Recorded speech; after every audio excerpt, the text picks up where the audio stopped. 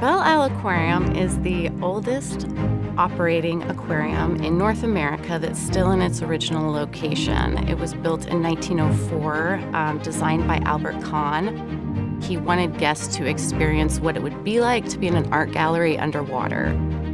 So when you walk into the aquarium, you'll see these beautiful domed ceilings with jade-colored glass tile that adorn the whole ceiling.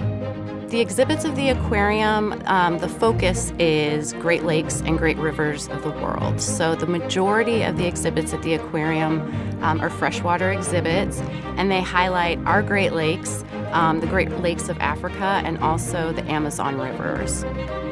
The historic tax credits have been very important in the rehabilitation of the aquarium.